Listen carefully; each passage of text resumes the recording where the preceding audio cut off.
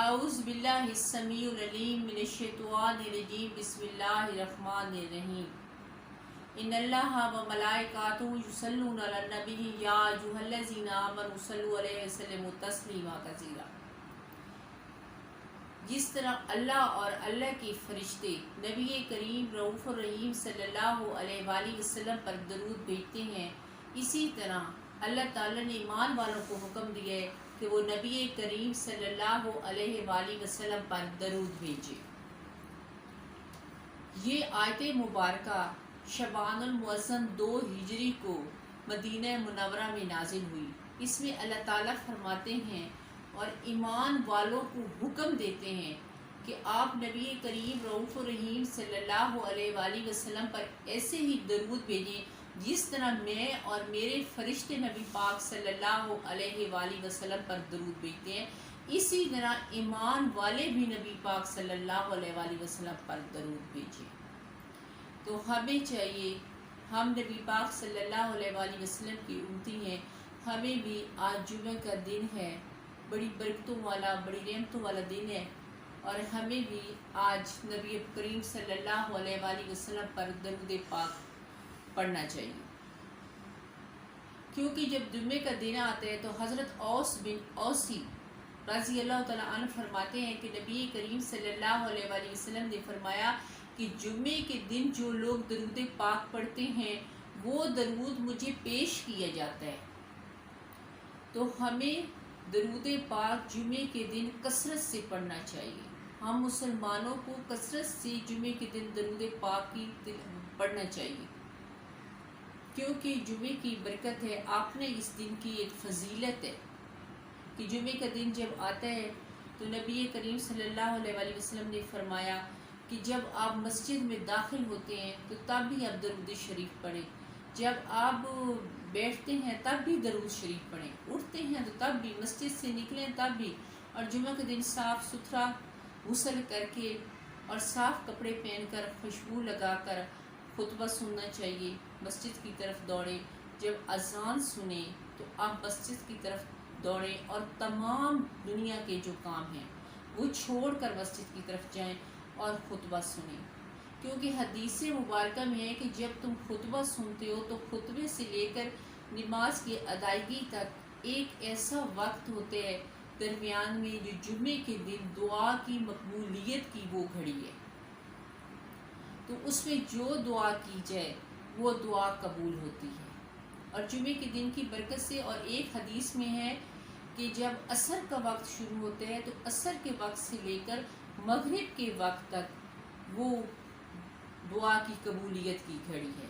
تو حدیث میں یہ لفظ بھی استعمال کیے گئے کہ عصر کا وقت اور مغرب کے درمیان جو دعا جمعے کے دن کی جاتی ہے وہ دعا قبول ہو جاتی ہے۔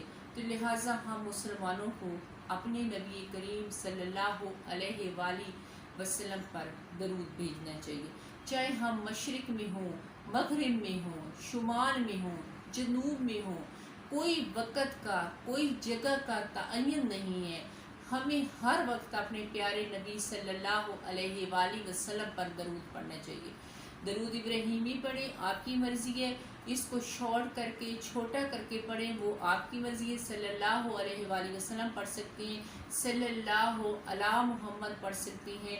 جب ہم صلی اللہ علی محمد پڑھتے ہیں تو 70 رحمتوں کے دروازے کھل جاتے ہیں۔ ہمیں ہر وقت اپنے نبی پر درود پڑھنا چاہیے، ہم اللہم صلی علی محمد و آل محمد بھی پڑھ سکتے ہیں۔ تو ہمیں کثرت سے درود پاک پڑھنا چاہیے جمعے کے دن، ویسے عام روٹین میں بھی پڑھنا چاہیے ہر وقت، کیونکہ حدیث مبارکہ میں ہے کہ جب ہم درود پاک پڑھتے ہیں تو ہر قسم کی ہماری جو ٹینشنیں ہیں، بیماریاں ہیں، تکلیفیں ہیں، مصیبتیں ہیں، حادثے ہیں، ان سے اللہ تعالیٰ ہمیں بچاتا ہے اور اپنی حفظ و امان میں رکھتا ہے۔ اتنی برکت ہے درود پاک کی۔ تو ہمیں نماز کے بعد، نماز میں تو پڑھتے ہی پڑھتے ہیں درود ابراہیمی، نماز کے بعد بھی اللہ سبحانہ تعالیٰ کا ذکر کرنے کے بعد نبی پاک صلی اللہ علیہ وآلہ وسلم پر درود بھیجیں اور اس کے بعد دعا کریں۔ ایک حدیث میں ہے کہ حضور صلی اللہ علیہ وآلہ وسلم کے پاس حضرت ابو بکر صدیق، حضرت عمر فاروق رضی اللہ تعالیٰ عنہ اور حضرت انس بن مالک حاضر ہوئے اور آپ نماز ادا کرنے لگے۔ نماز کے بعد آپ نے دعا فرمائی تو حضور صلی اللہ علیہ وآلہ وسلم فرماتے ہیں کہ مانگ عطا کیا جائے گا، کیونکہ اس نے اللہ کا ذکر کیا۔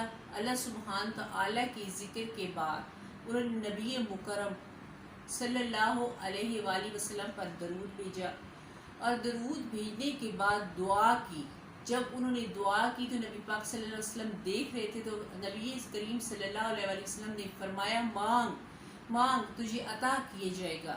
تو جب ہم درود پاک پڑھ کے دعا کرتے ہیں تو وہ ہماری دعا قبول ہوتی ہے، وہ جس بھی حال میں مانگیں، نماز کے بعد مانگیں، تلاوت قرآن کے بعد مانگیں، درود اٹھتے مانگیں، بیٹھتے مانگیں، جہاں ہماری مرضی ہے، جو بھی ہمیں ٹائم ملتا ہے اس ٹائم میں ہم ہر صورت درود پاک کی ورد کریں، کیونکہ کثرت سے درود پاک پڑھنا نبی پاک صلی اللہ علیہ وآلہ وسلم نے پسند فرمایا ہے۔ تو اسی طرح ہمیں نبی پاک صلی اللہ علیہ وآلہ وسلم پر درود پڑھنا چاہیے۔ جمعے کے دن کی بڑی فضیلت ہے، جمعے کے دن بالخصوص ویسے بھی جمعے کے دن سورۃ کاف کا بھی حکم ہے کہ سورۃ کاف پڑھیں، کیونکہ ایک جمعے سے لے کے دوسرے جمعے تک اس کا نور رہتے ہیں۔ تو یہ قرآن پاک کی آیات مبارکہ اور سورہ مبارکہ کے تو اپنے مقام ہیں، لیکن جو درود پاک ہے اس کا الگ مقام ہے، کثرت سے درود پڑھنے کا الگ ثواب ہے۔ تو ہمیں کثرت سے درود پاک پڑھنا، کیونکہ ایک بار درود پڑھتے ہیں تو ہمیں 10 نیکیاں ملتی ہیں، 10 رحمتیں ملتی ہیں، اللہ تعالیٰ 10 رحمتیں نازل ہوتی ہیں۔ تو جب ہم درود پاک پڑھتے ہیں تو فرشتے آسمان سے جواب دیتے ہیں، درود پاک کا جواب اوپر سے آتے ہیں۔ تو دیکھیں ہم اپنے تعلق داروں کو، رشتہ داروں کو، ملنے والوں کو کہتے ہیں کہ ہمارے لیے دعا کر دیجئے، کائنڈلی ہمارے لیے دعا کریں، پلیز ہمیں دعاؤں میں ضرور یاد رکھنا ہے۔ تو ہم ایسے کہتے ہیں اور بندے کی منت ترلے کرتے ہیں کہ ہمارے لیے دعا کریں۔ ہم یہ نہیں سوچتے کہ ہم اپنے نبی پر درود بھیجیں اور اس درود کی برکت سے ہمیں فرشتے دعائیں دیتے ہیں۔ وہ فرشتوں کی دعائیں ہم نہیں لیتے، ہم ادھر ادھر کہتے ہیں کہ ہمارے لیے دعا کریں۔ آپ کو چاہیے کہ آپ درود پاک پڑھیں، اپنے نبی پر پڑھیں، اور فرشتے اس کا جواب دیتے ہیں۔ فرشتے دعائے خیر کرتے ہیں اس شخص کے لیے جو نبی صلی اللہ علیہ وآلہ وسلم پر درود بھیجتے ہیں۔ تو لہٰذا ہمیں بھی، ہم نبی کے امتی ہیں، نبی پاک صلی اللہ علیہ وآلہ وسلم پر ہمیں درود بھیجنا چاہیے۔ ہماری ہر طرح کی جو پریشانیاں ہیں وہ درود سے ختم ہو جاتی ہیں۔ حضرت امیہ بن کعب رضی اللہ تعالیٰ عنہ نے حضور صلی اللہ علیہ وآلہ وسلم سے عرض کی، یا رسول اللہ، میں تو درود پاک ایک حصہ پڑھتا ہوں، باقی عبادت کرتا ہوں۔ تو نبی کریم رؤوف الرحیم صلی اللہ علیہ وآلہ وسلم نے فرمایا کہ اسے بڑھا دو۔ اس نے کہا کیا ایک حصہ اور کر دوں؟ تو آپ صلی اللہ علیہ وآلہ وسلم نے کہا بڑھا دو اس سے۔ تو اس نے کہا کیا 2 حصے کر دوں، 2/3 حصہ پڑھتا رہوں تو باقی 2 حصے عبادت کر لوں؟ تو آپ صلی اللہ علیہ وسلم نے فرمایا نہیں، اس کا وقت اور بڑھا دو۔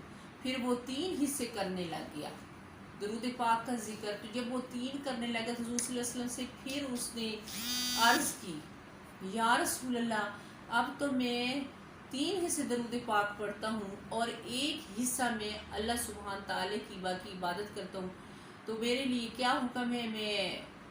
تو حضور صلی اللہ علیہ وسلم نے فرمایا اور بڑھا دو درود پاک کو۔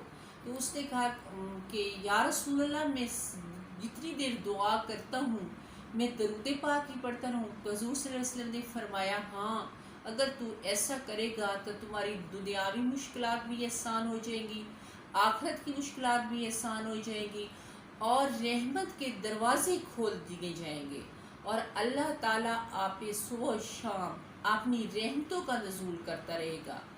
اور آپ اگر یہ سارا وقت جو ہم دعا کرتے ہیں تو درود پاک پڑھتے رہیں۔ اور بعض لوگ ایسے بھی ہوتی ہیں کہ دنیاوی مسائل کی وجہ سے ذہنی ٹینشن کی وجہ سے تو کبھی کچھ بھی نہیں مانگا جاتا، تو بہتر ہے کہ صرف درود پاک ہی پڑھتے رہیں اور کثرت سے سرکار پر درود بھیجتے رہیں۔ ہمیں چاہیے ہم بھی امتی ہونے کا حق ادا کریں، ہم بھی غلام ہونے کا حق ادا کریں، ہم اپنے نبی کریم رؤوف الرحیم صلی اللہ علیہ وآلہ وسلم کی پر درود بھیجیں، اور درود کثرت سے صبح شام، اس کا کوئی ٹائم نہیں ہے۔ تو ہمیں چاہیے کہ ہم رات دن اپنے نبی پاک صلی اللہ علیہ وسلم پر درود بھیجیں، اور تمام اہل ایمان اور جو مجھے سن رہے ہیں، میں سب کو بار بار یہی تاکید کروں گی کہ جمعے کے دن آپ خصوصی انتظام کر لیا کریں اور اپنے نبی پر درود بھیجا کریں، تو ہمیں بھی اللہ توفیق عطا کرے درود پاک پڑھنے کی۔ تو اسی کے ساتھ اجازت چاہوں گی، وما علینا الا البلاغ المبین۔ فرحانہ ٹیوانہ کو سبسکرائب کرنا ہے اور ساتھ ہی بیل کا بٹن دبانا ہے۔